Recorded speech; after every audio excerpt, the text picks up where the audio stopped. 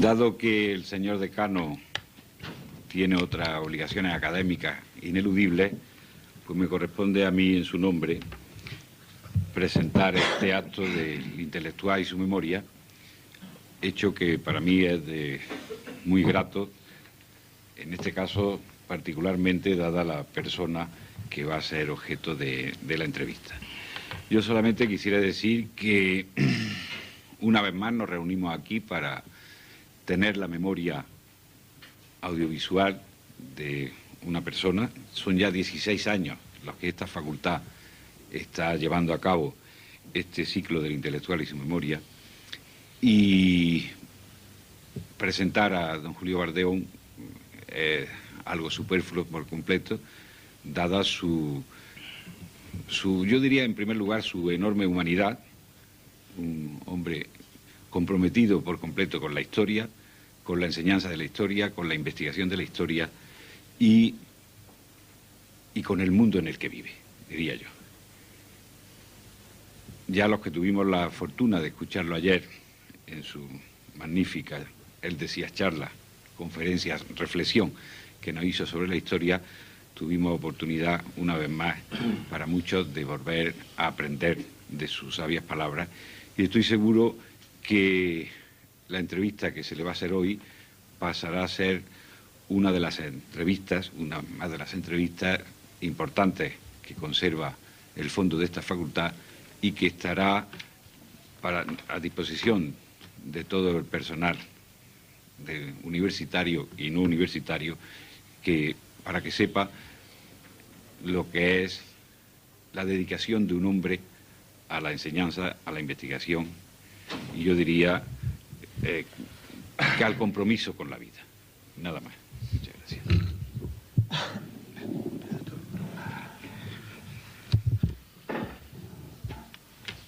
Pues desde que empezamos a estudiar historia, la mayoría de nosotros, siempre tuvimos como punto de referencia la persona de Julio Valdeón.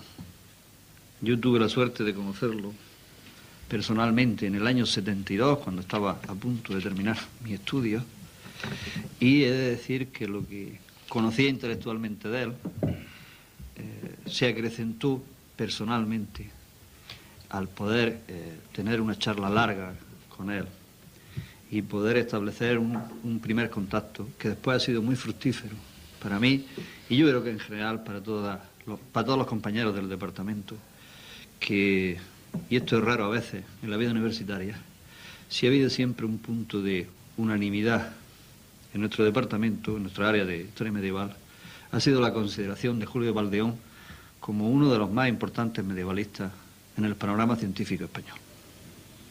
Hoy tenemos la suerte, Rafael Peinado y yo mismo, de participar en la serie El intelectual y su memoria, en la que el protagonista, el merecidísimo protagonista, es el amigo y el maestro Julio Valdeón.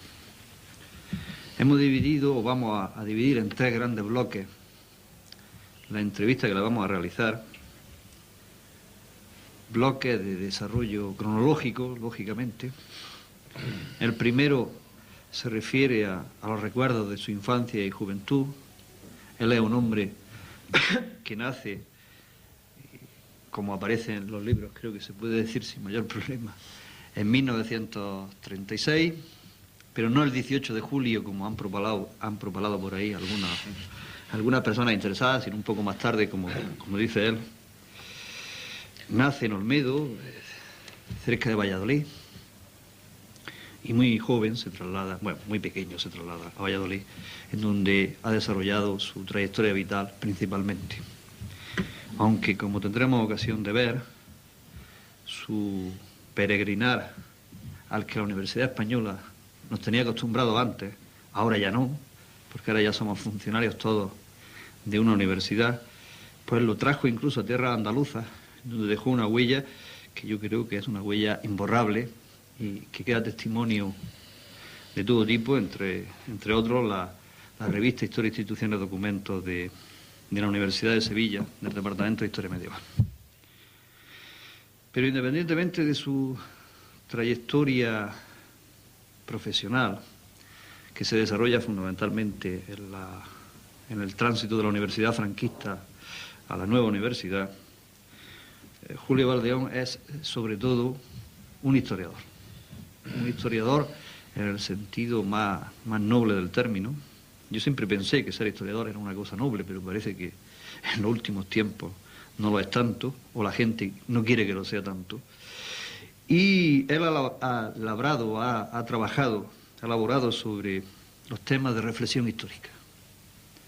De tal forma que podemos decir, en unos tiempos como los actuales, en que tendemos a una superespecialización, que él, sin dejar de ser nunca medievalista, y un gran medievalista, es sobre todo un historiador, un hombre que ha reflexionado siempre sobre el quehacer profesional de la historia, y precisamente ese será el tercer gran bloque del que hablaremos. Sus reflexiones sobre la historia en el mundo en el que vivimos y el papel que puede representar el historiador en este mundo convulso y unipolar, en el que la historia, como ya sabemos todos por la magnífica conferencia que nos dio ayer, no es un fin en sí mismo, pero tiene abierta una serie de vías, lo que me recordaba un poco lo que decía Gramsci, que el optimismo es verdaderamente revolucionario. Y oyendo ayer a Julio Valdeón, me di cuenta que su optimismo no es un optimismo visceral, sino que es un optimismo intelectual, y que eso hace que alberguemos esperanza en el futuro. Y sin más preámbulos, Rafael Peinado va a comenzar. Bueno, yo creo que después de dos intervenciones en las que los compañeros que me han precedido en el uso de la palabra han glosado suficientemente la figura de Julio Valdeón, sería innecesario por mi parte, sería reiterativo abundar en esas mismas ideas. Pero sí me permitirán que deje constancia de la enorme satisfacción, que para mí supone estar sentado en esta mesa con Julio Valdeón como entrevistado, pero también rodeado a mi derecha y a mi izquierda, respectivamente, sin que la localización geográfica sea indicativa de nada, por dos amigos, por dos compañeros con los que, en todo caso, creo compartir las mismas inquietudes, las mismas preocupaciones históricas, las mismas preocupaciones también universitarias.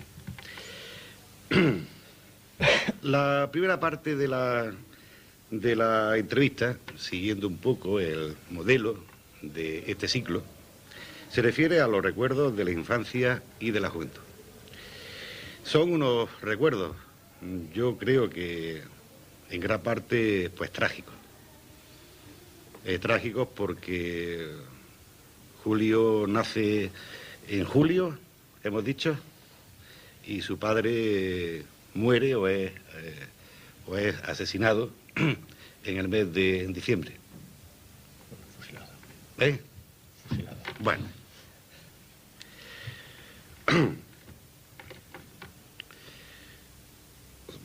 Yo creo que eso debe de marcar pues toda una vida, Yo le pregunté a él si él quería recrear esos recuerdos. Y él valientemente pues me dijo que no tenía ningún inconveniente, que él no rehúye hablar de esos recuerdos, hablar de esa época, porque entre otras cosas, pues la memoria y la historia sirve también para recordar esas cosas. Y luego, para no abundar mucho o hacer muchas preguntas sobre esta época, voy a lanzarte ya también para que nos comente tu época juvenil en la que seguramente se manifiesta ya tu vocación de historiador, o sobre todo quizás tu vocación de enseñante, porque tu padre era maestro. Y en esa época juvenil yo creo que ocurre algo que luego va a ser casi una constante también, y es que tus maestros Tu maestro en el bachillerato fue Demetrio Ramos, insigne falangista. Una constante de tu formación es el de haber tenido siempre unos maestros situados en las antípodas de lo que luego va a ser lo característico de tu labor historiográfica y de tu pensamiento histórico. Yo no sé también si en aquella época del bachillerato sentiste la experiencia del cruzado o sentiste la experiencia del caballero de las órdenes militares, mitad monje y mitad soldado, que posiblemente en aquel momento pues se concretaba en que después de cantar el cara al sol tenías que oír misa diaria todos los días. Pues bien, es una provocación, más que una pregunta, es una provocación pues para que nos glose esa época difícil de tus primeros años. Bueno, pero esa época fue difícil para muchísima gente, para miles, decenas de miles, cientos de miles de españoles que padecieron las consecuencias de la terrible guerra fratricida en que se vieron envueltos nuestros padres, nuestros abuelos, en los años 30 de este siglo. Y no quiero, evidentemente, deducir de esto ningún protagonismo particular, porque repito que esto fue una experiencia colectiva, dura, amarga, y de la que si alguna enseñanza hemos de obtener y transmitir a nuestros herederos es que hagan todo lo posible para evitar que una cosa parecida se reproduzca nunca. Pero sí, ciertamente, pues fueron años difíciles ya, y ahora ya sí que personalizo, pues porque yo era hijo único, mis padres no tuvieron posibilidad de tener más hijos porque quedó truncado el matrimonio como consecuencia de la guerra, y bueno, pues mi madre tuvo que dedicarse a buscar un trabajo porque vivía del modesto sueldo que tenía un maestro en aquellos tiempos, pero eso quedó cortado, evidentemente. Y además, por otro tipo de razones, aunque yo había nacido en un pueblo, Olmedo, como antes se ha dicho, nos trasladamos a Valladolid un poco porque mi madre buscó, casi diría refugio, en casa de una hermana suya que vivía en la ciudad de Valladolid, y bueno, pues sí, fue una época dura. Pero por otra parte, también quiero resaltar, y esto es muy genérico, lo he oído a otros muchos amigos y compañeros que vivieron situaciones parecidas. Yo sé muy poco de mi padre en concreto y de lo que ocurrió y de lo que sucedió, porque mi familia, y concretamente mi madre, no me contaba nada. Procuraba ahorrarme cualquier tipo de referencia que consideraba pues triste, penosa, pero también porque me da la impresión de que los adultos de aquella época, o cierto tipo de gentes por lo menos, pensaban que era mejor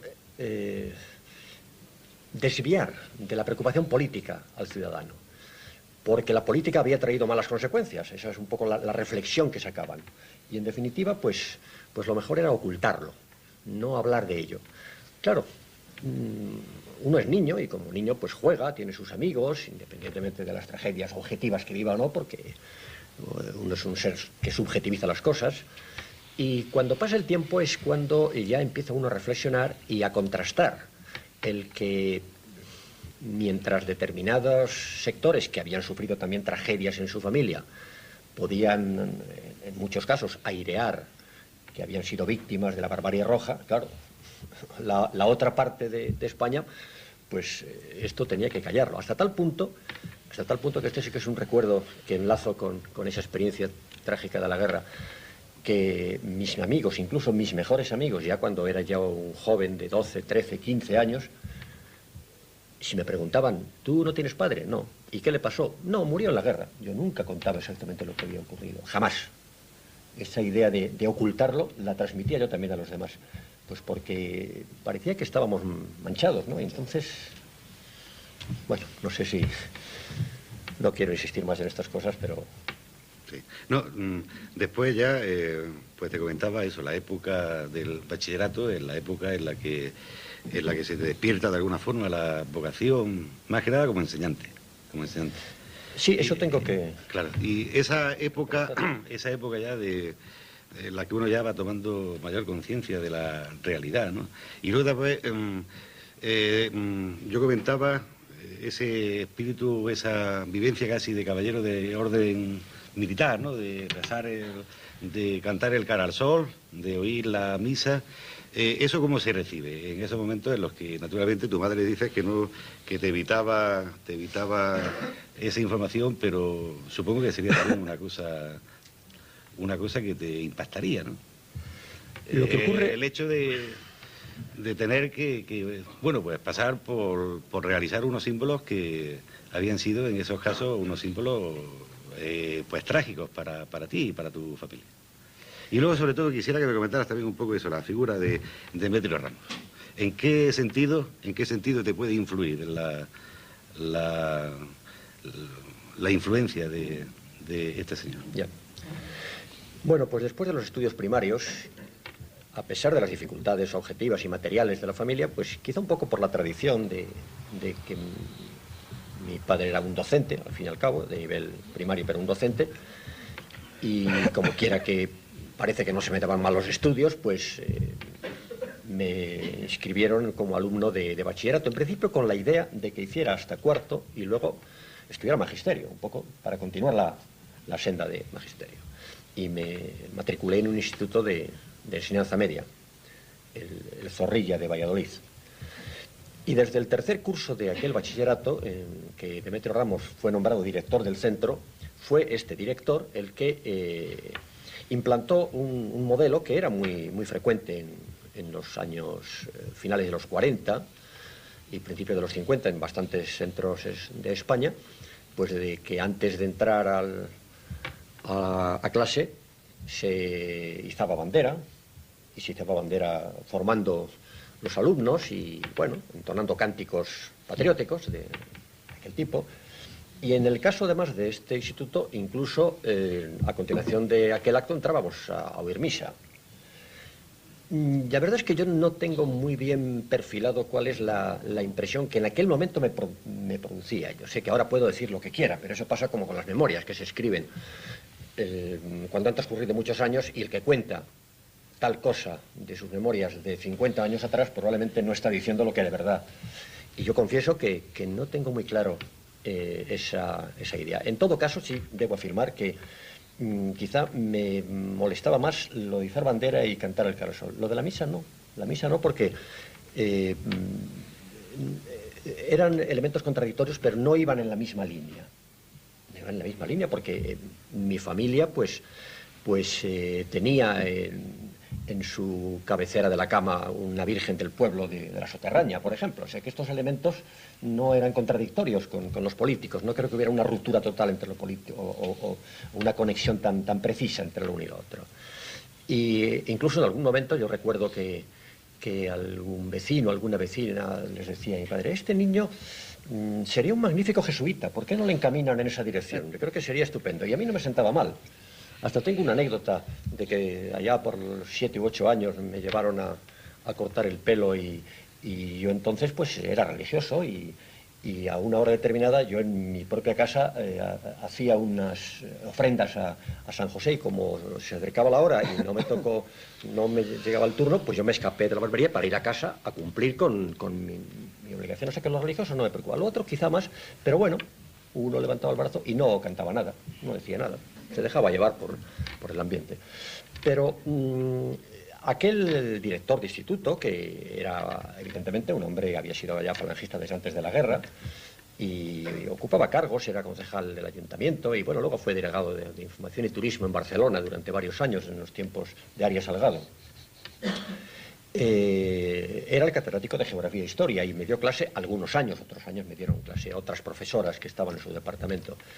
Y yo tengo que reconocer que a mí me causó un gran impacto como profesor, y que dejó una huella imborrable, y que no tengo, vamos, el menor escrúpulo en reconocer que probablemente eso que, no sé si llamarlo la vocación, es un poco fuerte esta palabra, porque ya sé que hay mucho tópico en torno a esta palabra, ¿no?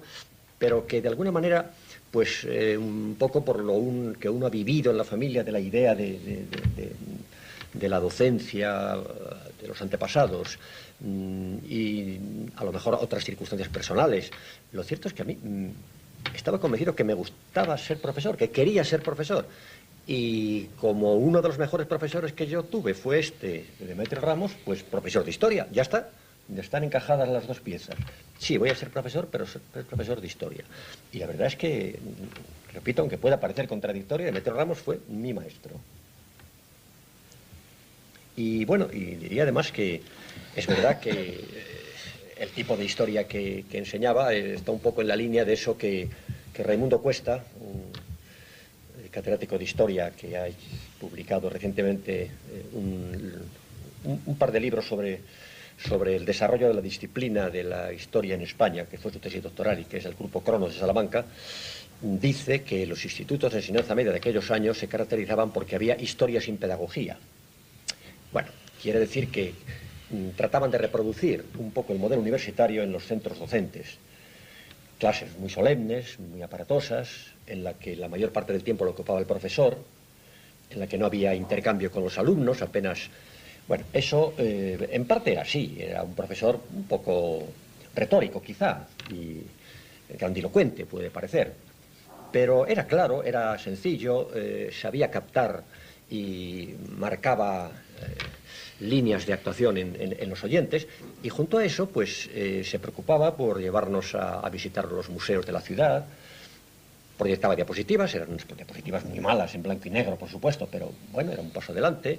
Hacía excursiones con nosotros, recuerdo una excursión en donde hicimos la ruta de los comuneros y subidos a uno de los castillos de aquella tierra, pues lanzó una especie de proclama como si fuera Padilla, Bravo, Maldonado, redivivo. Y estas cosas pues dejaban su impacto y yo creo que allí es donde se despertó mi interés por la historia, ser profesor y ser profesor de historia. Luego he sido compañero de él en la Facultad de Valladolid. De Valladolid. Sí, donde se ha jubilado, donde ahora, bueno, ya se le acabó el periodo de emérito, es académico de la historia, como sabéis. Estuvo muy malo hace unos años, pero se ha recuperado y goza de una salud razonablemente buena. De tal manera que cuando tú terminas el bachiller, ya tienes claro que tu vocación, tu camino es la historia, porque según ha dicho, la historia para ti es una cosa viva, no es una cosa mortecina, sino que este profesor pues te ha mostrado que hay una vivencia histórica que se puede ver en el paisaje y que él vivía y os hacía vivir a vosotros. Y allí encuentras pues a una personalidad que yo considero, yo creo que en eso hay también unanimidad entre todos los medievalistas, por lo menos entre los medievalistas que estamos aquí, fundamental y de un carácter verdaderamente importante dentro del medievalismo español. Ya los que hemos vivido una universidad anterior a esta, sabíamos que había dos grandes popes del medievalismo. Extrañamente uno de ellos, que ya ha fallecido, no ha dejado la huella que ha dejado el otro. Me refiero a don Emilio Sáez, por una parte, que ya ha fallecido, y por otra parte a don Luis Suárez Fernández, que es quien tú encuentras en la Universidad de Valladolid y con el que inicias tu acercamiento al mundo de la historia medieval. No sé si... Bueno, quizás debo de decir una cosa que se me olvidó antes, pero para conectar. Cuando yo acabé cuarto, mi idea era ir a magisterio, pero fue precisamente una carta que escribió Demetrio Ramos a mi familia diciendo que quería una entrevista y que le parecía una lástima que yo no continuara el bachillerato, que me consiguió una beca y tal, lo que explica que terminara el bachillerato y que incluso después fuera a la facultad. O sea que también hasta en este sentido le estoy sumamente agradecido al profesor Ramos. Efectivamente, fui a la facultad, una facultad muy diferente de la actual. En aquel momento era algo parecido a lo que sucedía en Granada. En Valladolid, en la Facultad de Filosofía y Letras, había una sola licenciatura, que era la de Historia. Historia que englobaba naturalmente arte y geografía. Todo estaba unido. Y muy pocos alumnos. Los primeros, los comunes, era un plan que tenía 2 cursos comunes y 3 de especialidad, pues bueno, a lo mejor había hasta 50 o 60 alumnos. Pero en la especialidad, en mi curso éramos 7 alumnos. Realmente, comparado con el panorama actual, el cambio es radical. Y sí, yo seguí la licenciatura de Historia y tuve varios profesores, alguno que rápidamente se trasladó a Madrid, como era el profesor Palacio Atar, que era catedrático de Historia Moderna y Contemporánea Universal. Todavía no estaban separadas las áreas cronológicamente, sino que había antigua y media, y moderna y contemporánea, tanto universal como de España. Y evidentemente el profesor que más impacto me causó, en general que más impacto causaba a todos sus alumnos, a todos sus oyentes, fue Luis Suárez Fernández. Esto es indiscutible. Profesor que, por cierto, sacó la cátedra cuando yo estaba, me parece, en segundo curso. O sea, que él era un interino todavía cuando yo empecé en la facultad y por aquellas fechas obtuvo la cátedra de prehistoria e historia universal antigua y media. Era todavía más. Y sí, él me dio a mí clases y reconozco que aquello fue ver un mundo, pues, impresionante, fantástico. No tengo adjetivos para calificar hasta qué punto me causó impresión, ¿no?, la actuación de este profesor. Un profesor con una facilidad de palabra, pero además con una gran capacidad para conectar. Un profesor que evidentemente es un especialista sobre todo en la Baja Edad Media castellana, pero que nunca perdió la perspectiva, podríamos decir, general, tanto hispánica como europea como universal, y que le ha permitido y le sigue permitiendo en sus trabajos, pues conectar, comunicar, entrelazar, articular cosas aparentemente distantes y variopintas. Está en las antípodas de eso que Ortega llamó el bárbaro especialismo. Es más bien un humanista en ese sentido genérico de la palabra. Un tipo de profesor que yo creo que ha ido retrocediendo. Me da la impresión de que ha ido retrocediendo en la Universidad Española en los últimos tiempos. Y por otro lado, el profesor Suárez también se caracterizaba, más allá de sus aspectos docentes y de su obra tanto de investigación como de manuales. Estudiábamos en manuales. Quizá era mejor de palabra que por escrito. Quizá por escrito no dejaba tanta huella, pero oyéndole sí.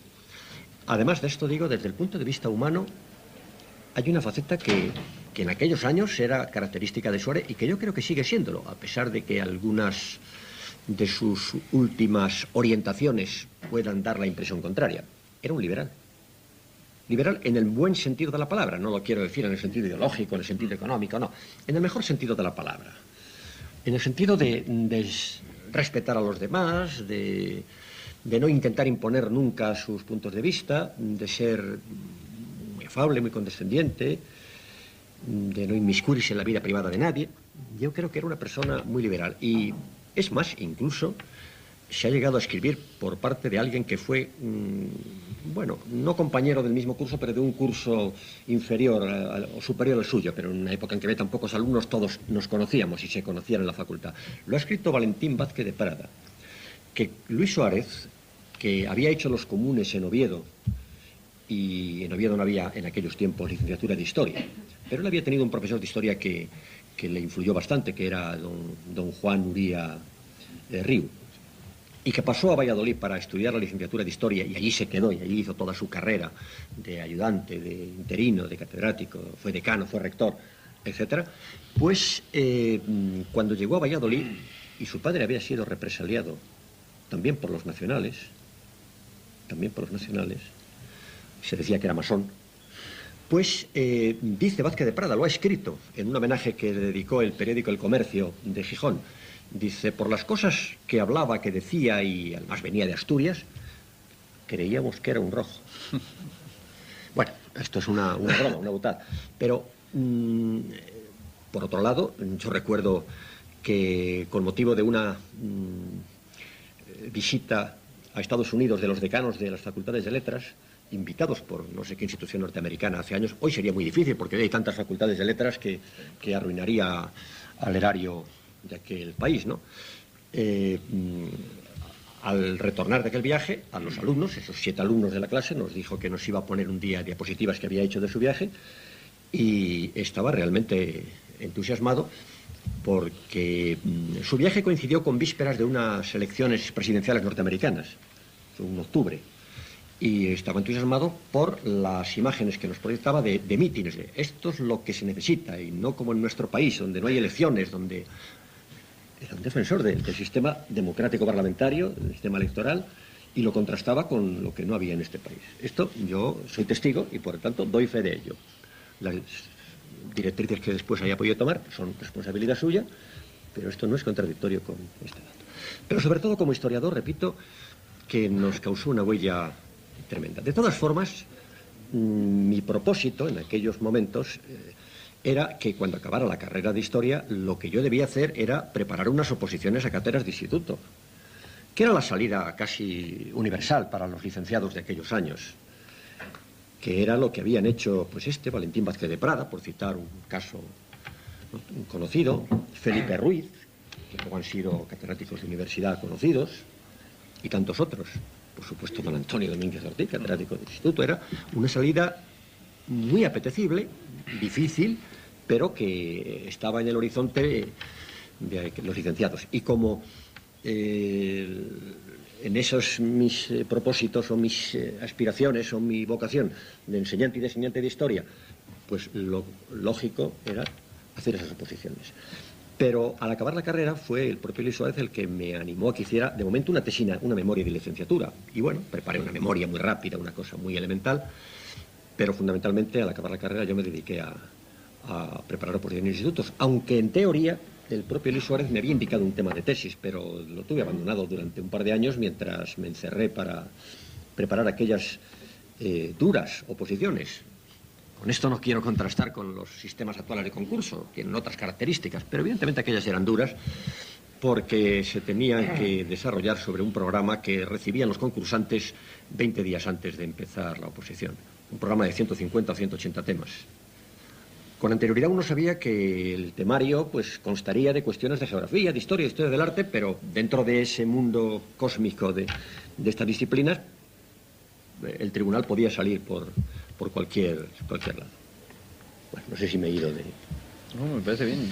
Lo único que me gustaría saber es si tus relaciones con don Luis Suárez siguen siendo unas buenas relaciones. Yo he de decir que estoy plenamente de acuerdo contigo y que quizás uno de los aspectos que no he resaltado antes y que tú has dicho es que la historia bajo medieval castellana existe gracias a Luis Suárez, es decir, es el promotor del conocimiento de la historia bajo medieval castellana. Independientemente después de otras aventuras y de otras situaciones que no vamos a comentar, yo lo que me gustaría saber es si tus relaciones con él siguen siendo unas relaciones, porque creo que siempre han sido unas buenas relaciones las que has tenido con él. Sí, siempre han sido buenas relaciones y por supuesto que siguen siéndolo cuando me he visto con él. Bueno, la última vez fue a finales de octubre en Valladolid con motivo de su designación para ejercer como titular de la Cátedra Valdeavellano de la Fundación Duques de Soria, y yo hice la presentación de mi maestro. Pues siguen siendo excelentes. Y es verdad que desde el punto de vista historiográfico yo creo que la principal aportación de Luis Suárez fue que inició y desarrolló con bastante inteligencia una línea de investigación que hasta aquellas fechas era prácticamente inexistente, que es una reconsideración de la historia bajo medieval de Castilla. Él había hecho su tesis doctoral, curiosamente, de historia moderna, que era el horizonte dominante en la Universidad de Valladolid, por la proximidad de Simancas, porque allí tuvo entre sus maestros a Pérez Villanueva, que fue el director de su tesis, Pero yo no sé si, porque en un momento dado pensó que la moderna estaba muy cargada y en cambio estaba, no sé, menos cultivada la historia bajomedieval. También le he oído yo decir a Luis Suárez que ejerció una influencia muy grande la lectura de un trabajo de Carmelo Viñas, un trabajo publicado en los primeros números de la revista Hispania, en varios números, del Mediterráneo al Atlántico, en donde hacía un repaso de la historia bajomedieval castellana con ideas interesantes, discutibles, pero evidentemente Carmelo Viñas era un hombre de gran valía historiográfica, creo yo. Y ese artículo le causó una gran impresión y probablemente empezó una línea de investigación que se fue plasmando en trabajos como su Juan I de Castilla, que bueno, que es más allá que la mera historia tradicional de un reinado, estudia problemas de fondo importantes de aquella época, y un poco, pues, trataba de poner de manifiesto hasta qué punto el establecimiento de la dinastía Trastámara en Castilla fue verdaderamente decisivo, bueno, para el futuro de Castilla, incluso para el futuro global de los reinos hispánicos y para la propia sociedad castellana de aquel tiempo.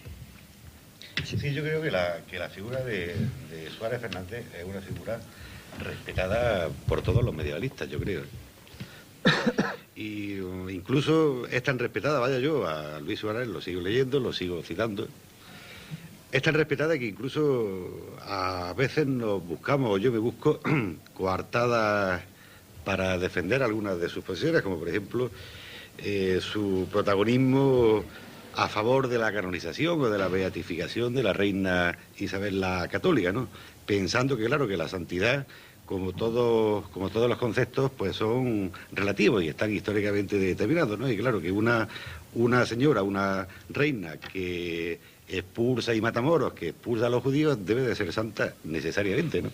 Y aquel que procura su beatificación, pues no está cumpliendo sino con esa relatividad de la historia. Pero en fin, es naturalmente un comentario pues jocoso que es para reafirmar ese prestigio que Luis Suárez tiene entre los medievalistas. Pero naturalmente que el asunto o la idea de Luis Suárez Fernández nos conduce necesariamente a otra idea, ¿no? Y es a la idea de tus compañeros, no exactamente de promoción, pero sí compañeros que tenéis como punto en común el magisterio o la dirección al menos la dirección de la tesis por parte de Luis Suárez Fernández, ¿no? Me refiero, no sé si me equivoco, en orden cronológico, a José Ángel García de Cortázar, a Emilio Mitre y a Miguel Ángel Ladero Quesada, ¿no? Los tres, juntamente contigo, pues constituyen, y creo que eso es conocido de todo el mundo, lo que podríamos denominar el núcleo duro, el núcleo esencial del medievalismo moderno, ¿no? Ahora, en la asignatura de tendencias historiográficas actuales, y ya desde el viejo artículo de Artola en aquellas nuevas tendencias en historia, publicado creo que fue por la Fundación Juan March, donde hablaba de los años 60, ¿no? Como el año de la ruptura y el año de la renovación en el medievalismo, y ahí salían esos nombres, ¿no? Salís Cortázar, salís Ladero, sale Mitre también.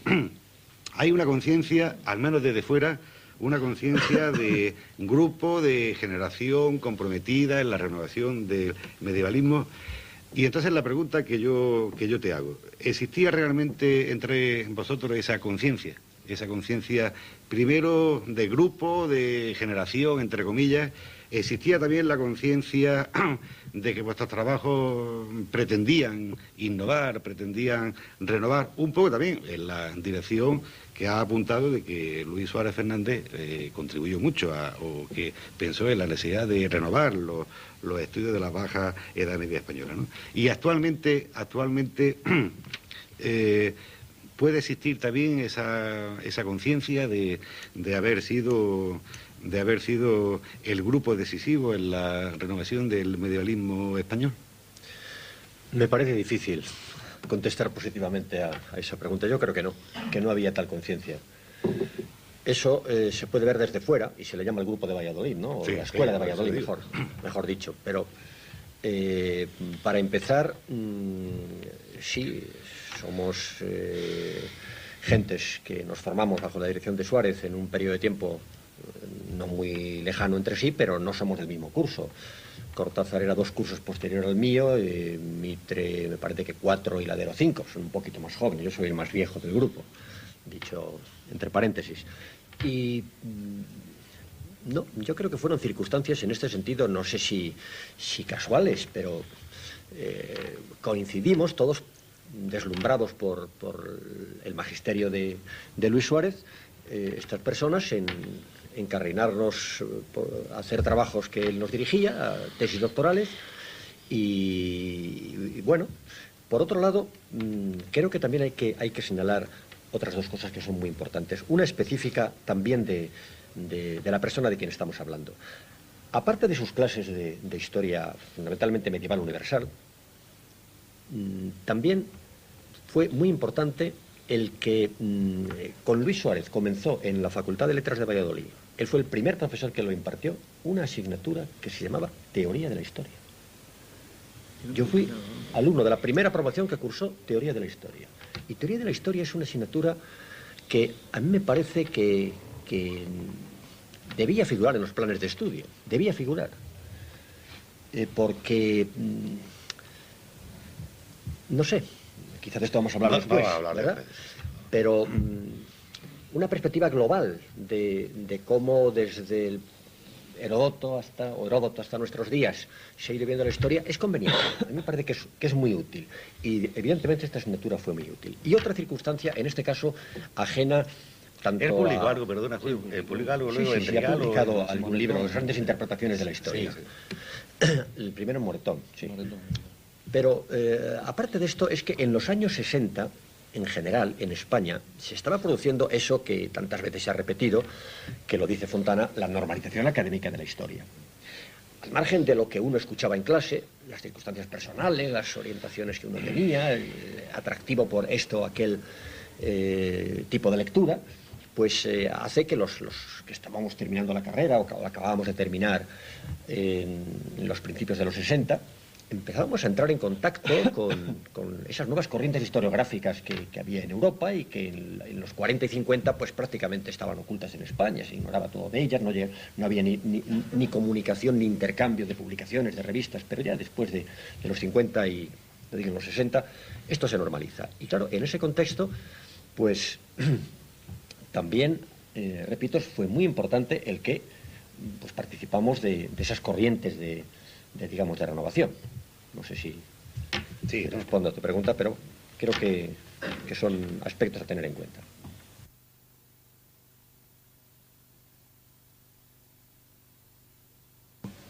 Quizás tú y Mitre vais en una línea más similar, es decir, sois más próximos el uno al otro que Cortázar a Ladero o Ladero a ti o Cortázar a Mitre.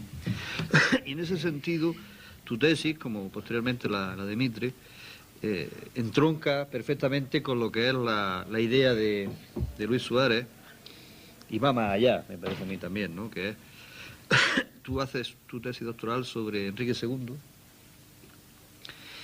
y en apariencia podría creerse que es una tesis de una biografía de un monarca sin mayor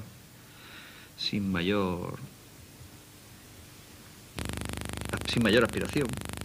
Pero en realidad cuando se lee la tesis, que por cierto he de decir que es una tesis inencontrable hoy en día, ¿no? Porque parece que se hicieron pocos volúmenes y desapareció, se da uno cuenta de que ya viene enunciado o que ya viene expresado lo que va a ser después tu gran temática historiográfica de primero la gran crisis del siglo XIV, porque claro, estudiar a Enrique II sin acometer el estudio de la crisis del siglo XIV era un poco difícil.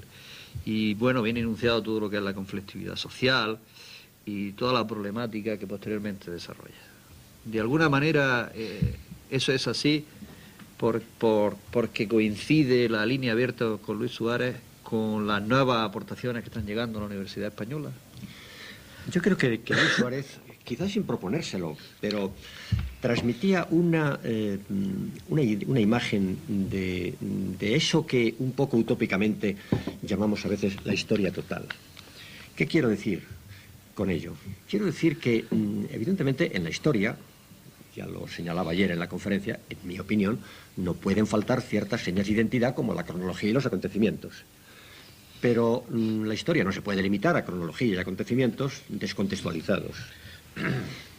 La cronología y los acontecimientos tienen que situarse en el marco de unas estructuras sociales, económicas, de una dinámica política, de unas corrientes de pensamiento, de unas mentalidades. Por lo tanto, una buena historia total no puede perder de vista ninguna de esas perspectivas.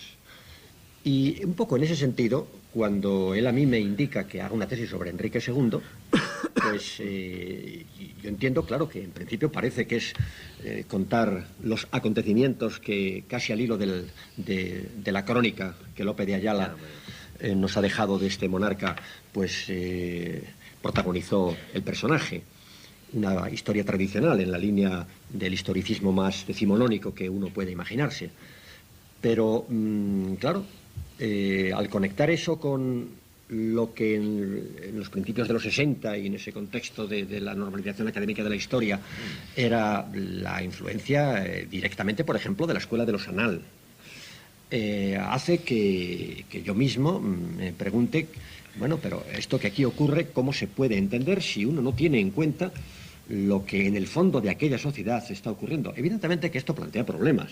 El problema de que entonces vamos a caer en el determinismo. Enrique II es la consecuencia de... No, no es la consecuencia de, pero sí que el personaje Enrique de Trastámara actúa y funciona en un contexto X que se explica a partir de sus estructuras. Esto es el viejo dilema entre las estructuras y los sujetos, ¿no? Y eso es lo que explica que, aunque de manera bastante torpe, porque claro, uno era un novato en aquellos tiempos, y por otro lado, pues esa tesis doctoral yo la hice después de que ya había sacado mis oposiciones de instituto, estaba dedicado a la enseñanza media, que era mi vocación y que creo que de alguna manera lo sigue siendo, y no podía, pues, no sé, disponer de todo el tiempo del mundo para estar centrado en la investigación. Esa investigación, además, en aquellos tiempos, con las dificultades eran mayores que en la actualidad. Había que ir, sobre todo a Madrid, tuve que ir bastantes veces y a consultar el Archivo Histórico Nacional o la Academia de la Historia. Con todo, reconozco que tiene muchos fallos, pero sí que se apunta esa preocupación de situar previamente el contexto de las circunstancias económicas, sociales, etcétera, eso que se llama la crisis en general, para poder entender de alguna manera este conflicto político que bueno, porque la tesis tampoco fue el reinado completo, sino solamente el hecho de la guerra, y la resolución de la misma, que fue la consolidación del triunfo de los Trastámara. Bueno, pues ya era doctor. Ya eres doctor y... Sí, a finales del 65. Empieza entonces tu carrera opositora, por así decirlo. Y el primer destino, la Greaduría de Historia Medieval de Madrid, si no recuerdo mal. Sí, sí. Donde llega en el año 67 y va a permanecer hasta el año 71. El año 67, es decir, 2 años después de la expulsión de Tierno, si no recuerdo mal tampoco. 65 había sido la expulsión de Tierno. 2 años después, una época todavía de represión durísima por parte del régimen. Pero me parece que el incidente político que tiene es por medio de un grupo de ultraizquierda o algo parecido que te llama traidor carrillista. Algo así. Que se llama traidor carrillista, creando a lo mejor ya pues un mito o una imagen que yo creo que es cierta, porque no ha sido nunca militante del Partido Comunista de España. Pero aparte de eso, creo que esos años de estancia en Madrid pueden ser también importantes, porque conoce a Vilio Barbero y sobre todo la casa y el ambiente que rodeaba a Vilio Barbero, por el que te permite pues acceder al contacto con Tuñón, con Eloy Terrón, incluso con Gonzalo Ane. Son unos años, por tanto, yo creo, también duros, pero al mismo tiempo supongo que tremendamente enriquecedores en tu formación, ¿no? En tu formación y sobre todo ya en esa decantación, en la renovación historiográfica por una tendencia o por una teoría concreta, por el materialismo histórico. Coméntanos un poco. Bueno, antes tengo que decir que mi carrera opositora empezó realmente con las oposiciones de talento, incluso porque fueron más duras, ¿eh? Sí. Eran más duras las oposiciones del instituto de aquellos tiempos que las de universidad, que, bueno, pues estaban ya más decantadas, efectivamente. Y el número de opositores para las plazas que se ofrecían era menor, no había la competencia de la enseñanza media.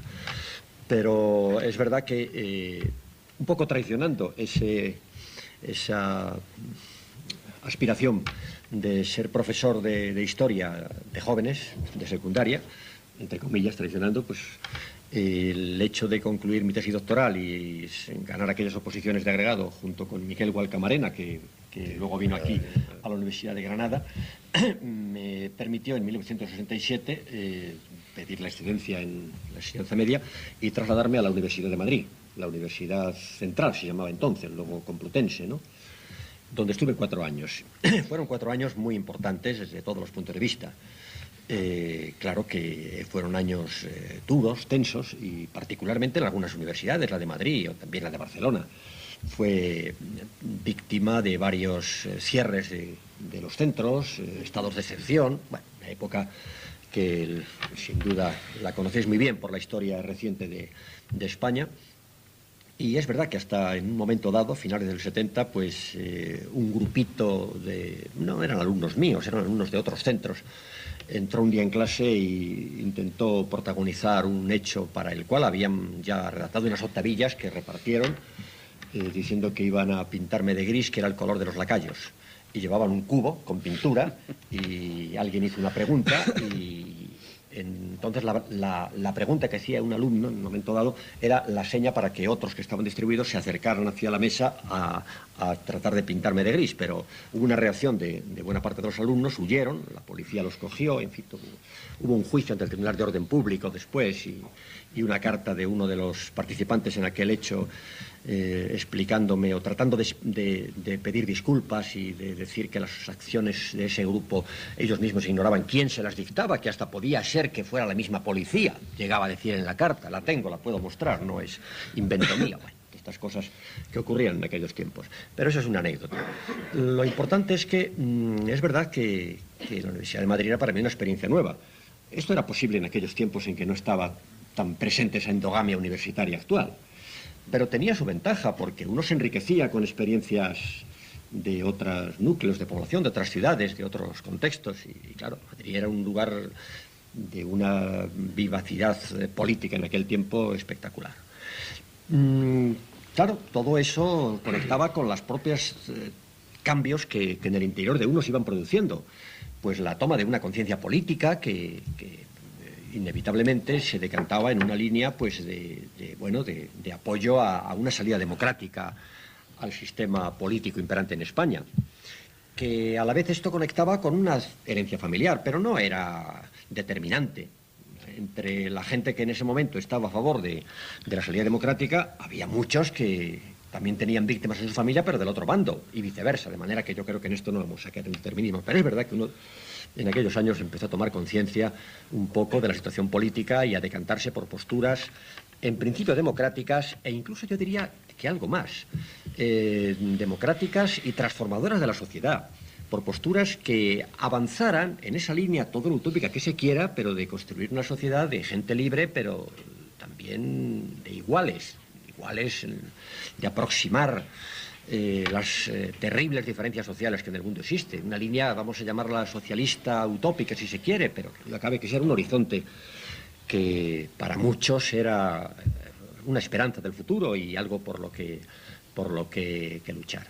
Y por otro lado, desde el punto de vista historiográfico, pues también es verdad que es en esos años cuando, además de la influencia que sobre todo la Escuela de los Anales había ido dejando en la historiografía española, también puedo decir que me abro o veo las posibilidades que, al margen de su significación política o puramente ideológica, también tenía como una vía más fecunda de partida para la investigación histórica, que era el materialismo histórico, ciertamente. Porque del materialismo histórico se pueden hacer muchas versiones, pero que cabe que había historiadores, no solo en los países oficialmente socialistas, donde aquello era una escolástica y una cierta caricatura, sino en el mundo occidental. La escuela marxista inglesa, por ejemplo, era muy importante, o en Francia, por supuesto, que había historiadores de muy primera fila, y también los había en España. Entonces, que duda cabe que eso también supone una toma de contacto con una línea que parece fecunda. Y ya a título personal, pues es verdad que conocí a mucha gente importante en Madrid.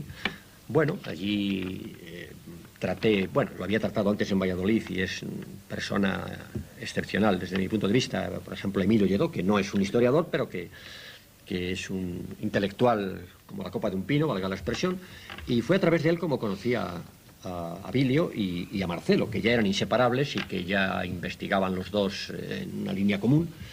Y la casa de Abilio pues era un centro de debate político, intelectual, de reunión de amigos, por donde efectivamente pasaba Eloy Terrón, pasaba Gonzalo Anes, pasó Tiñón de Lara, pasó infinidad de gente a quien conocí en aquel tiempo. O sea que sí que fue una época decisiva en mi vida, la de Madrid. Y de la Universidad Complutense y de la casa de Abel Barbero en la calle Hermosilla, ¿no? Donde tenía aquella magnífica biblioteca y se reunía todo el mundo a discutir, con esa memoria prodigiosa y ese conocimiento erudito tan impactante que tenía Abel Barbero. Pasas por Sevilla. Vas a Sevilla en el año 71, ¿no? 71, sí. Y que es una ciudad totalmente distinta de Madrid, totalmente, que incluso es un punto de referencia que podríamos calificar muy distinto también de Granada, porque la Universidad de Sevilla durante, no digo esta fecha, sino en fechas anteriores, ha estado muy controlada, sobre todo en la parte de historia, por el Opus Dei. El claustro de profesores tenía una presencia muy fuerte y llega a ocupar, porque ya las plazas son de historia medieval, no es de historia antigua y medieval, y llega a ocupar una plaza de historia medieval en donde antes había estado un importantísimo investigador como Juan de Mata Carriazo. Y allí te encuentras un ambiente universitario distinto al madrileño y un ambiente social también distinto, pero en algunos puntos quizás concomitante, ¿no? Porque en estos años es precisamente donde tiene lugar la aceleración más grande de la lucha política en medio de la transición. Es cuando empieza a surgir el problema de la discusión sobre la ruptura democrática o la transición política, donde comienza a moverse las piezas de lo que sería después la Junta Democrática. Y al mismo tiempo coincide esa época con grandes hitos dentro de la historiografía española. Por ejemplo, el Congreso de Santiago de Compostela, que para la mayoría de la gente que allí estuvimos fue una verdadera revelación, y un pequeño coloquio que tiene lugar aquí en Granada, a instancias de Pérez Prendes, que es catedrático de Historia del Derecho en Granada en esa fecha, en el año 73, en donde tú asistes, pero vienen también grandes historiadores europeos del momento. Y yo recuerdo que nosotros estábamos terminando la carrera precisamente en esa fecha y asistimos y pudimos conocer nada más y nada menos que en persona a Pierre Vilar y a Vítor Kula, que aquello en esa fecha que se percibe una cierta apertura, ya se empieza a publicar a Marx y a Lenin con cierta libertad. Por otra parte, y ya se verá más adelante, todo el tema del feudalismo comienza a discutirse, comienzan a aparecer publicaciones de un contenido materialista o de materialismo histórico y de una historia renovadora en el panorama intelectual español. Me gustaría que comentase un poco desde la perspectiva sevillana, en donde tú también abres nuevas líneas de investigación sobre las casas nobiliarias, que comentase un poco la situación de la universidad en el ambiente que tú te encuentras, en general, y el ambiente social que tú te encuentras en Sevilla. En Sevilla estuve solo 2 años, porque en el 73 quedó vacante la cátedra de Valladolid al trasladarse mi maestro Luis Suárez a la Autónoma, y bueno, regresé a mi tierra en parte por razones familiares también, y porque si no aprovecha uno la oportunidad cuando surge, pues ya se pierde. Pero eso no quiere decir que yo no guarde un gratísimo recuerdo de Sevilla, desde todos los puntos de vista. Desde el punto de vista de la ciudad, una ciudad muy diferente a Madrid, por supuesto, pero una ciudad encantadora, muy agradable, yo creo que muy acogedora, pero también desde el punto de vista de la gente. Ya sé que no es una experiencia única de Andalucía, porque Granada es también Andalucía y es otra cosa Sevilla. Por lo demás, en Sevilla coincidí con algunos compañeros míos que habían coincidido conmigo en Madrid y que también se acababan de trasladar a Sevilla, caso de Paco Presedo, caso de Juan Gil, el latinista, con los que tenía una excelente amistad, y hasta con algún antiguo profesor mío de geografía, Juan Benito Arranz Esteros, que era catedrático de geografía en Sevilla, o José Manuel Rubio Recio. De manera que encontré un ambiente muy, muy grato, muy acogedor.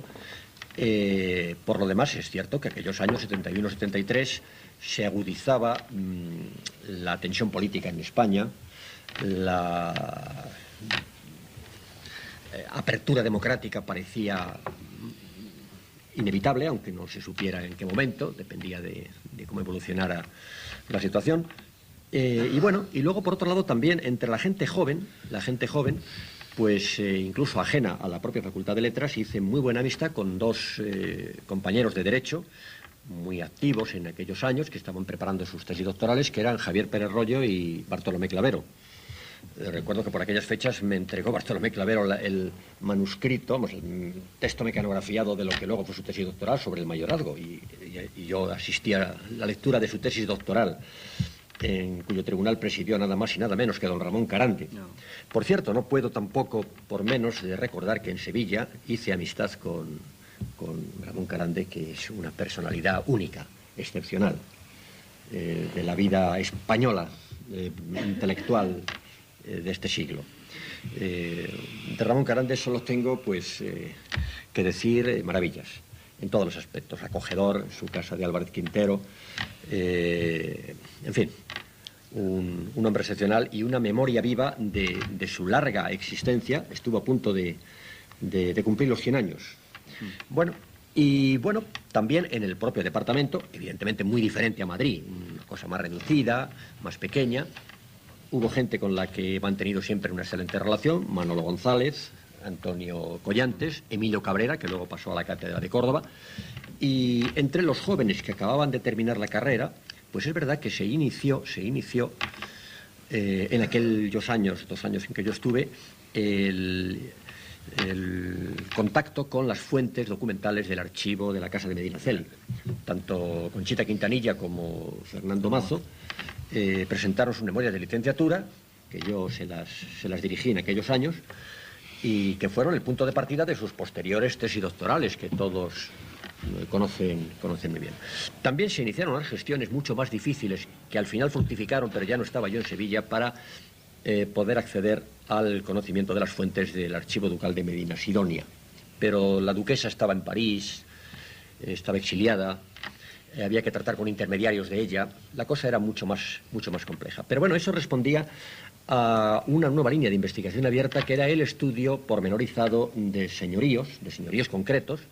Un poco Salvador de Moxó había trazado las grandes líneas de lo que era el señorío, de la importancia de los señoríos en la historia medieval y moderna española, y claro es que ahí había unos filones documentales excepcionales y prácticamente en aquellas fechas inexplorados.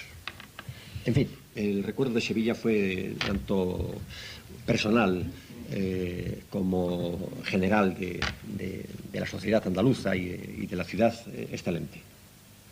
Bueno, y son unos años también en los que yo creo que ya se está produciendo pues tu producción fundamental, ¿no? Y la producción por la que por la que fundamentalmente, por la que sobre todo eres conocido, ¿no? Me refiero a este libro que todos los estudiantes, o ya posiblemente, no, ya licenciados, porque sale en el 75.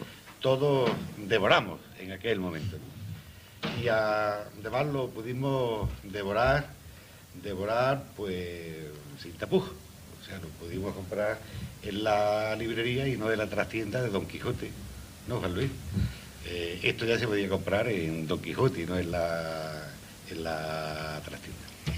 Es también el momento, quizás un poco antes, en los años 72, 73, de los sendos prólogos a los libros sobre el feudalismo, publicados en Ayuso y en Acal, de los cuales, como los alumnos que están aquí presentes, yo siempre pues muestro el orgullo de haber colaborado mínimamente con Antonio Malpica también a la traducción de algunos de los trabajos que ahí se incluyen. Lo que yo te quiero preguntar, ¿cómo surge el tema de los conflictos sociales, del que ya había apuntado algo en el congreso referido también por Antonio de Santiago? ¿Cómo surge también o cómo te llega el encargo de escribir el prólogo sobre esos libros del feudalismo? Uno era de marcada tendencia marxista y que significaba también pues presentar una tarjeta de visita, ¿no? Una tarjeta de visita en unos momentos en los que ya retratarse en ese sentido pues era casi exigible, ¿no? Y luego después también me gustaría preguntarte sobre las reacciones de esos libros, Yo creo que hubo reacciones de todos los tipos, ¿no? Hubo reacciones desde la izquierda o desde el dogmatismo más increíble, que bueno, pues que quiero recordar alguna reseña en la que se criticaba el empleo de ese término descafeinado, de país de conflictos sociales y sociales, que era pues derivarse o desviarse de la afirmación tajante de la lucha de clases. Quiero recordar que hubo alguna reseña en ese sentido. Hubo también, si no reseñas, pero sí comentarios, quizás de Valdeavellano, del mismo Sánchez Albornoz, sobre los prólogos del feudalismo en los que claramente quedaba marcada ya una toma de posición al respecto. En definitiva, ¿cómo surge la conveniencia de realizar ese estudio sobre los conflictos sociales, cuyo enunciado, aunque fuera así descafeinado, era tremendamente novedoso en la historiografía española? Y luego también lo que recuerda de esa resistencia, tanto desde el punto de vista de la ortodoxia dogmática, por así decirlo, como desde el punto de vista también de la ortodoxia académica. Hombre, es difícil contestar esta pregunta y contestar correctamente. El Congreso de Santiago, al que antes aludió Antonio, de metodología aplicada en las ciencias históricas, fue realmente un hito importante en la historiografía española de estas últimas décadas. Y allí me invitó mi colega García de Cortázar, que es el que estaba encargado de la parte de medieval, y me propuso ese tema, pues en parte porque ya habíamos hablado él y yo con bastante frecuencia de estas cuestiones, y él sabía que, bueno, era un asunto que preocupaba, que interesaba. Reconozco que en mí también ejerció influencia Carmelo Viñas. Había colaborado en alguna cosa que me pidió para uno de sus anuarios de Historia Social y Económica. Y había leído un trabajo de Manuel Jorge Aragoneses de los años 40, en donde decía que lo que caracterizaba a la sociedad de Castilla de la Baja Edad Media es que no había conflictividad social. Si excluimos el conflicto de cristianos con judíos, los pogroms de 1391, etcétera. Entonces, esto era una incitación para, en definitiva, responder a esa pregunta. ¿Es verdad que no hubo conflictos? Qué raro. Cualquier sociedad en principio es conflictiva, más o menos conflictiva, pero cuando las estructuras se organizan, se articulan de una manera tal que el conflicto es previsible, pues cabe sospechar que sí hay conflicto. Entonces, circunstancias, digo, son las que un poco derivaron en que se me propusiera defender una ponencia muy general en aquel Congreso de Santiago de Compostela, al que también acudió Salvador de Mousó, por ejemplo. Y fue a raíz de aquello cuando se me ocurrió la idea de desarrollar un poco más esos puntos de vista, no solo los presupuestos a partir de los cuales cabría, bueno, trazar las líneas de la conflictividad social del conjunto de territorios de la Corona de Castilla, sino desarrollarlo un poquito, no hacer investigaciones profundas, pero desarrollar un poquito fijándonos en los conflictos más llamativos, que evidentemente los hubo, algunos tan significativos como los irmandiños de Galicia, los banderizos del País Vasco, pero también conflictos muy puntuales que, por no tener un carácter general, estaban casi ocultos en los manuales, en los libros de tipo general, y eso es un poco lo que yo ofrecía siglo XXI, y bueno, me lo publicaron en el año 75, un librito, es un libro modesto, pequeño, que efectivamente tuvo alguna crítica positiva. Yo recuerdo una que sacó en El País, bueno, no recuerdo el autor, otra de César Alonso de los Ríos, también bastante positiva, pero algún colega, concretamente Salustiano Moreta, en un trabajo posterior, pues aplicó las reglas de la ortodoxia. ¿Pero qué es esto? Que esto es, quiere y no quiere, esto es descafeinado. Yo no me había planteado ese problema, yo no ponía conflictos porque pretendía huir de la expresión lucha de clases. Creo que no existió tal dilema en mi pensamiento en ningún momento. De manera que si a él le parecía descafeinado, pues a lo mejor lo era desde el punto de vista de sus supuestos dogmáticos, ¿no? Pero, bueno, en cualquier caso, yo creo que este libro, pues, sí tuvo su huella. Me lo ha dicho mucha gente, no quiero hacer propaganda de él porque ha pasado mucho tiempo. Se hicieron varias ediciones y es verdad que quizá de fácil lectura, no es muy complicado. Y bueno, mucha gente me lo ha recordado por ahí que... Una de las virtudes que no hemos mencionado, y perdona que te interrumpa, es la facilidad para escribir, ¿no? La facilidad para escribir y el escribir sencillamente. Yo creo que eso el historiador, como el propio Tubí reconocía y además practicaba también, creo que es esencial, ¿no? Y yo creo que es uno de los matices, y como todos los matices muy importantes que adornan también tu... Pues no lo sé.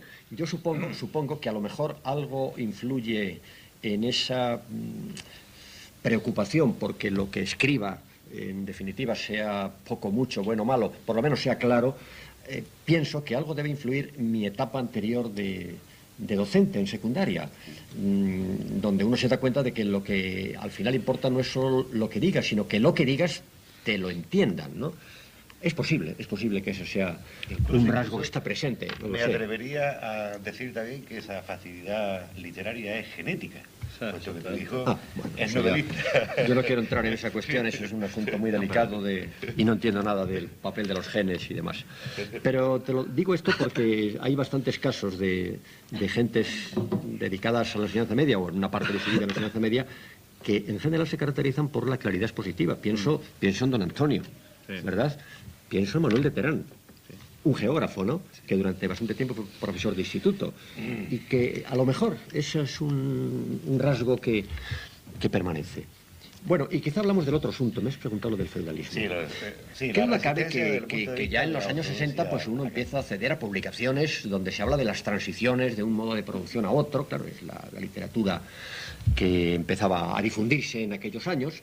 Y esto pues plantea el problema de hasta qué punto es conciliable o no es conciliable con la versión que se nos había ofrecido, la canónica, la de don Claudio y Valdeavellano y en general los discípulos del maestro, de la no existencia del feudalismo en España, de la rígida separación entre feudalismo y señorío.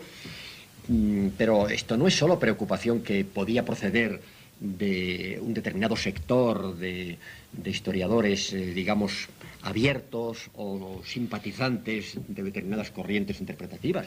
Es que esto también lo estaba diciendo Salvador de Moxó, de otro punto de vista. Es del principios de los 70, cuando escribe su famoso artículo Señorío y feudalismo, en donde dice que hay que alejarse tanto de la concepción del feudalismo estrictamente en el sentido jurídico-institucional, propia de los historiadores del derecho, los von Bello, etcétera, alemanes, como él dice de la puramente económica, la del modo de producción. Bueno, a mí me parece que era muy útil esta apertura de propio Salvador de Moxó, que no era marxista, evidentemente. Lo que pasa es que quizá, claro, él dice el modo de producción lo equipara con económico. Realmente, el concepto de modo de producción incluye también las relaciones sociales, por tanto es economía y sociedad, no se pueden separar. Pero bueno, eso fue posterior, ya cuando entre nosotros mismos se difundió también el concepto de formación social, formación... Sí, por supuesto. Es un error muy extendido, además, ese. Pero ese concepto sí, del Reduccionismo. economicismo aplicado al concepto modo de producción, pues efectivamente, ¿no? Y hay gente incluso que, llevado tanto de ese economicismo, pues creía que el modo de producción era la forma como pasa el arado por la tierra, ¿no? Evidentemente. Pero vamos, que al margen de esa apreciación puntual, Mosó revelaba, y él se inspiraba en la sociedad feudal de Maroló, básicamente, que no era suficientemente comprensiva esa visión del feudalismo. Es que, claro, el propio don Claudio, perdóneseme esta salida de tono, y no quiero entrar en debate con quien desde el cielo estará mirando con lupa, porque en cuanto se menciona su nombre estoy seguro de que los huesos, el cuerpo de don Claudio está ya a la expectativa. Él dice, no tiene nada que ver régimen feudal con régimen señorial. El régimen feudal se refiere a las relaciones feudo-vasalláticas. Las relaciones de los propietarios de la tierra con los cultivadores, eso es régimen señorial. Y ahí es donde estará la servidumbre. Pero luego dice, Castilla fue un islote de hombres libres frente a un mar feudal. Y si analizamos esta frase, resulta que hombres libres frente a feudal. Luego feudal es lo no libre. Eso es una contradicción con lo que él mismo ha dicho. Si lo feudal es relaciones feudo-vasalláticas exclusivamente limitadas a hombres libres, si ahí no entran ya los campesinos dependientes o la servidumbre de la gleba o como la llamemos, ya no entran ahí, ¿por qué entonces aquí equipara?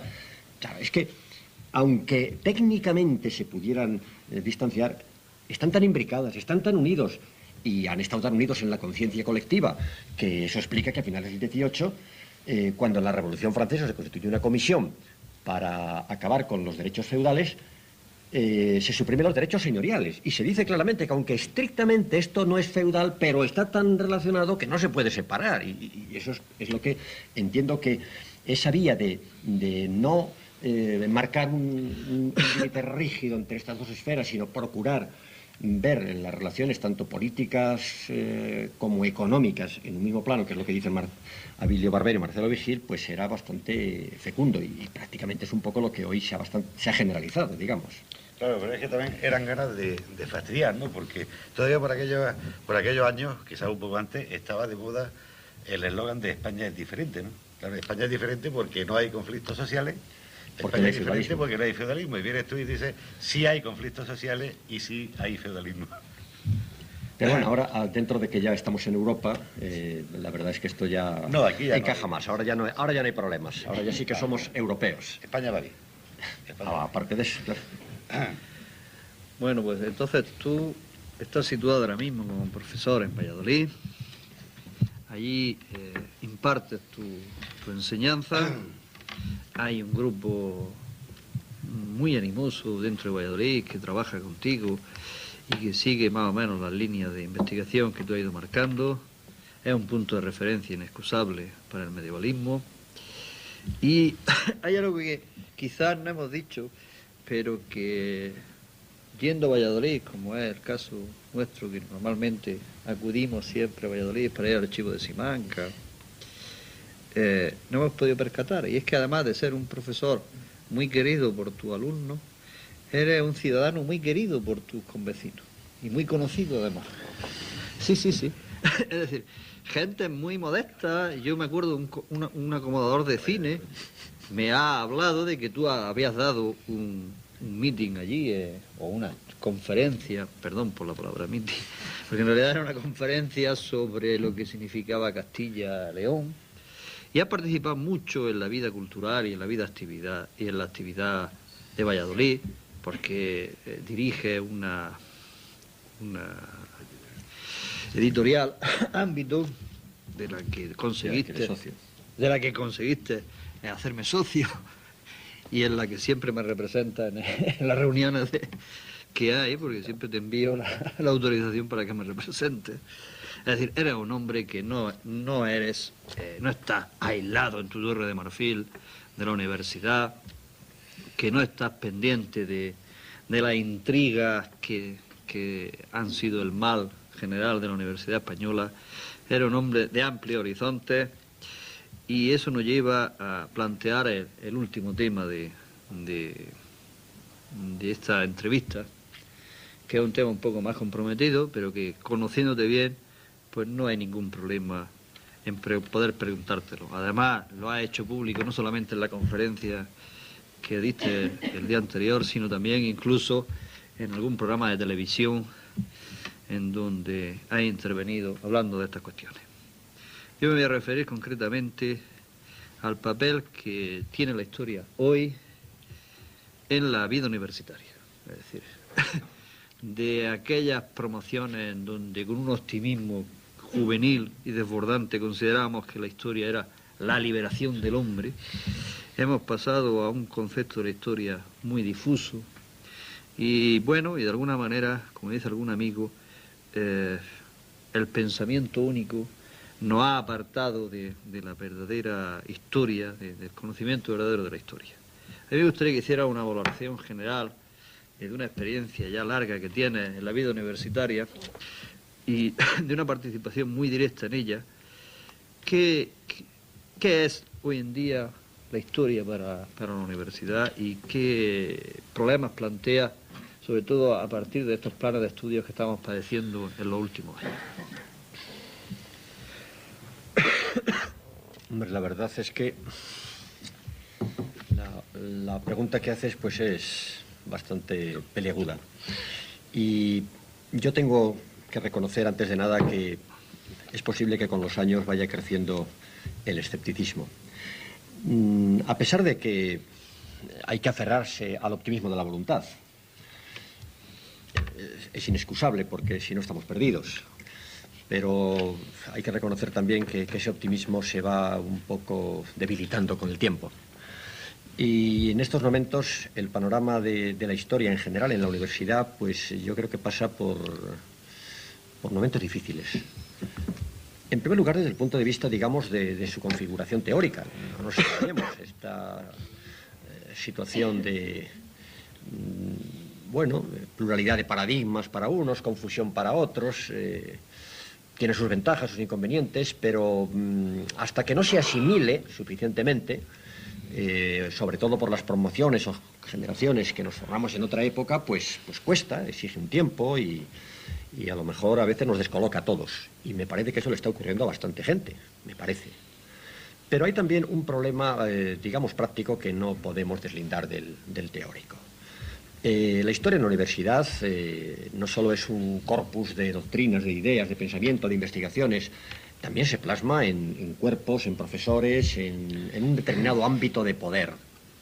Eso está claramente puesto de manifiesto en este último libro sobre la crisis de la historia de un francés que se publicó el año pasado en Valencia, en la traducción española.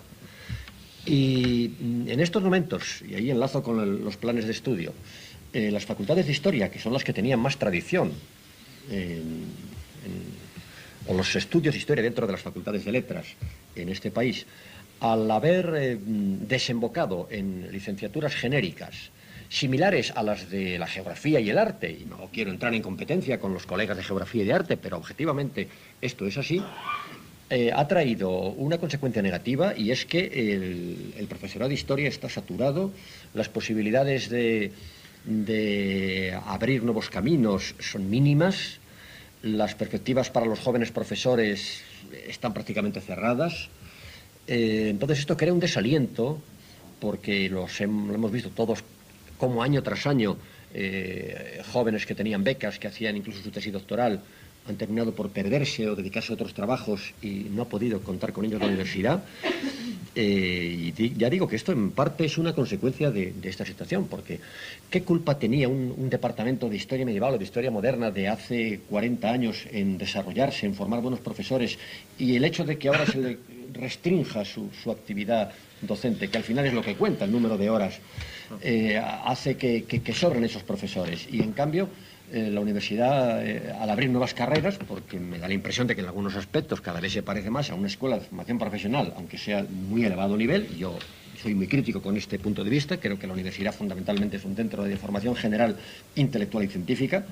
Otra cosa será la concreción de esa formación general en salidas profesionales, pero hacer licenciaturas muy especializadas de cosas muy al día, pues haría que la universidad nunca estuviera al tanto de las transformaciones, estaría corriendo siempre detrás de las últimas, y yo creo que no ese es el papel de la universidad, pero en la historia ha ocurrido lo contrario, estaba muy desarrollada y de pronto esto se ha restringido. Y por otro lado, la creación de los planes de estudio, me imagino que en Granada el planteamiento no es diferente al de Valladolid o al que conozco de Madrid o al de Barcelona o al de Sevilla, ha sido dificilísimo porque al final se trataba de llegar a un consenso entre pequeños grupos de poder, cosa que generalmente no ocurría en estas licenciaturas nuevas que salían desde un único departamento. Era mucho más fácil crear una licenciatura por los compañeros de Geografía o de Historia del Arte que en el caso de la Historia, en donde había que conjugar intereses profesionales y de muy diversa índole de muchos grupos de poder. Esto está trayendo graves consecuencias que aún no las hemos percibido en toda su profundidad. Bueno, de hecho, los planes de estudio que empezaron hace unos años muy alegremente ya han sido en muchos casos reconducidos. Pero me parece que ni proporcionan una formación realmente general, ni tampoco especializada, porque hemos perdido la especialidad que mal o bien ha funcionado años atrás. Para ganar la generalidad, pues tampoco hemos conseguido generar un licenciado que esté preparado para el profesor de secundaria, porque el profesor de secundaria sigue siendo de Geografía, Historia y Arte, y ahora salen licenciados en uno de los tres pilares de esa mesa en que se asienta. Yo soy, repito, bastante crítico y creo que si no cambiamos vamos mal. No sé si fue en Telecinco, en Caiga quien caiga, que es la debilidad, ¿no? O en otro, y pasó, o sea, pasaste por allí rápidamente y ella pues no desaprovechó la ocasión para decir, este es un gran historiador. Cosa que es verdad. Cosa que es verdad, y cosa que naturalmente honra a ISPE, ¿no? Pero, en fin. Bueno, pero eso es una experiencia... Nos cuente un poco por dentro, eso sería muy largo. Sería muy largo, pero yo creo que sí merecería la pena contar algo de esto porque a lo mejor la imagen que se ha transmitido es un poco deformada. Como profesor que fui de enseñanza media y que en los años 70 y sobre todo 80 era testigo de lo que a mí me parecía que era un desprestigio de la enseñanza de la asignatura, empecé a salir a la palestra. El primer artículo que lo publicó Diario 16 era... recuerdo la fecha, pero hace ya bastantes años, en defensa de la historia, y luego en El País y en algunos otros sitios, y bueno, al final salió un librito que era una recopilación de cosas ya publicadas, sobre todo en prensa. Pero traté de mostrarme combativo dentro de lo posible en defensa de lo que yo creía, honestamente, a lo mejor estaba equivocado, que era la enseñanza de la historia, que es en nombre de eso, de que lo importante no es qué enseñar, sino cómo enseñar, pues estaba prácticamente diluyéndose, desapareciendo. Esa era mi impresión. Bueno, hubo propósitos de algunos reformadores que por fortuna no se plasmaron en la realidad, que pretendían articular el área de ciencias sociales, geografía e historia a base de lo que llamaban núcleos conceptuales básicos de las ciencias sociales. La familia, el municipio, el sindicato. Bueno, y en cada uno de esos aspectos habría un pequeño aperitivo de entrada, pues la historia de la familia. Pero ahí la historia quedaba diluida, no había un proceso general. Esa historia total, que es utópica como pretensión, pero hay que avanzar en esa dirección. Sino que eran cosas sueltas, evidentemente. Eso era muy peligroso. Eso, además, ya digo que había ocurrido en otros países con resultados negativos y se había reaccionado en Francia o en Alemania o en Inglaterra. Y en los años 80, cuando se experimenta la reforma que condujo a la LOGSE, pues había serios peligros en eso. Yo creo que esas circunstancias explican que cuando gana el Partido Popular las elecciones en el 96 y Esperanza Aguirre da un mensaje a la Real Academia de la Historia, un discurso famoso que pronunció y que creo que envió una copia a todos los institutos de España y pretende reformar un poquito en lo posible, porque al Ministerio solo le compete reformar una parte del currículum, porque otra parte es específica de las comunidades con competencias educativas, la andaluza entre ellas. Pero en esa parte de mínimos, pretende modificarlo, acude a crear comisiones a través del Ministerio, pero en el caso de la historia no acude al Ministerio, sino a una institución privada, que es la Fundación Ortega y Gasset. Y Pepe Varela, el nieto de don José Ortega, catedrático de Contemporánea y el hombre, digamos, la cabeza visible de la Fundación, que es catedrático en Valladolid, aunque está en comisión de servicios en Madrid desde hace muchos años, Pues por motivos que yo ignoro, acude a gente de Valladolid, y en concreto a su colega Celso Almuiña, que es el director del Departamento de Contemporánea de Valladolid. Y Celso Almuiña, que es mi compañero en Valladolid de Contemporánea, a su vez, conocedor de mi interés por el tema y mi preocupación por la enseñanza de la historia en los niveles secundarios, me pide estar en esa comisión, que, insisto, no era una comisión del Ministerio, era una comisión de una institución privada. Y, por tanto, a una institución privada no hay por qué exigirle transparencia ni no transparencia. Habrá que exigirle, pues, que el trabajo sea positivo. Si yo encargo a alguien que me haga un trabajo, yo no sé a quién acude la empresa a la que yo contrato. Eso es cosa de ellos, ¿no? Creo que esto hay que rescatarlo. Y el que hubiera en esa comisión varias personas de Valladolid fue fruto de la casualidad. Eso, conectarlo con el llamado clan de Valladolid, como se ha hecho a niveles políticos, pues es una puede desde fuera dar esa impresión, pero evidentemente no tenía absolutamente nada que ver. Entonces, yo era un poco escéptico sobre las posibilidades de esa reforma, pero por otro lado, si he estado durante varios años en la palestra y he asistido a debates, algunos somos testigos, ¿verdad?, muy vivos en Málaga hace unos años, por ejemplo, y en otros muchos lugares, sobre esta cuestión, pues para una vez que me piden, salta a la arena y enfréntate con el toro, me parecía que hubiera sido deshonesto rechazar esa oferta. Entonces me lancé una prueba de que no me muevo por rigideces políticas de ningún signo, ¿eh? Y eso explica que participara en esa comisión, que elaboró un informe, que lo pasó al Ministerio. De ese informe luego se hizo un resumen y una adaptación, que es lo que se ofreció a la prensa a finales de octubre del 97, y se desató una tormenta terrible, tan terrible que en el transcurso de 3 meses me parece que en la prensa española aparecieron alrededor de 700 artículos, lo cual demostraba que la historia era mucho más interesante de lo que creíamos. Nosotros pensábamos que no servía para nada, que era un adorno, y resulta que no ha habido asunto que haya motivado tantos debates como la enseñanza de la historia, porque, ojo, aquella reforma implicaba también la lengua y la literatura española, implicaba la geografía, pero me parece que debate sobre la geografía no hubo. Hubo sobre la historia, lo cual revela, repito, que la historia interesa a los seres humanos. Y claro, se dijeron cosas. Yo escuché una a un político andaluz muy ligado a esta casa, cuyo nombre oculto, porque estará en la mente de todos.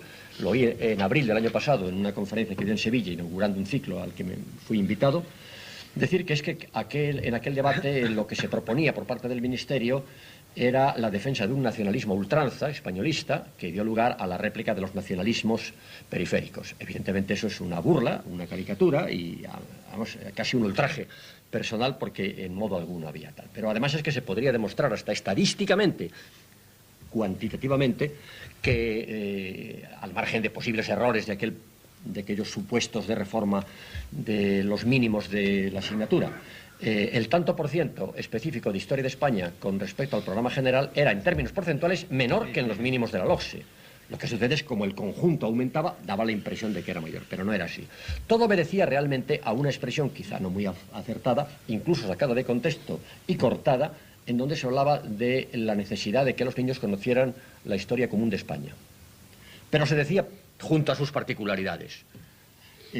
A los pocos días, me parece que fue este diputado de Izquierda Unida de Málaga, dijo, bueno, quizá dicho así no es correcto, pero es verdad que hay una historia común de España, no lo podemos negar, digo yo, ¿no? Porque hasta Ferran Soldevila, que era un ilustre catalanista, escribió una historia de España, ¿no?, en los años 30, o sea que...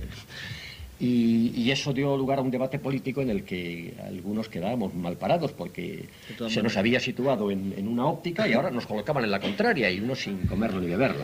De todas maneras... Hablaba por teléfono, que el problema es eso, que la izquierda es la que parece que es la defensora de... Exactamente. Pero cabría decir muchas más cosas, perdón, porque hubo reuniones con gentes de partidos de izquierda, del Partido Socialista en concreto, en donde nos dijeron que teníamos razón, pero que creían que teníamos razón. Sí. Podía dar nombres concretos de políticos, pero... De todas maneras podemos... Era una cuestión política. Podemos tranquilizar a todo el mundo y no hacer caso a la broma de García de Cortázar, amigo y compañero tuyo, que dice, sí, hay que ver a Julio Valdeón, que parece que él ha cambiado la letra, ha pasado del PCE al PP. Parece que no es la cuestión, pero el humor de Cortázar siempre ha ido en esa línea, en ese humor ácido que tiene. Pues yo creo que de alguna manera, por mi parte, yo no tengo nada que que añadir, salvo dar las gracias al profesor Valdeón, que nos ha hecho pasar un momento muy agradable a todos y que podemos estar infinitamente hablando con él, porque su concepto de la historia y de la vida y su manera de comportarse pues le hace ser un verdadero intelectual cercano a todo el mundo, y eso de todas formas no hace sino que amemos todos cada vez más la historia y que estemos obligados, gracias a su ejemplo, a reflexionar sobre el uso y el abuso de la historia, como decía un historiador francés, o un historiador, perdón, inglés. Bueno, pues yo creo que podemos dar por concluido, porque algún tema se nos ha quedado en el tintero, pero a esta hora, pensando en que él está cansado, y que todos estamos cansados, como saquemos el tema de la relación de la enseñanza de la historia en la universidad y la reforma de la enseñanza media, podemos estar hasta mañana, porque sería tocarle una de sus fibras más sensibles y de sus temas preferidos.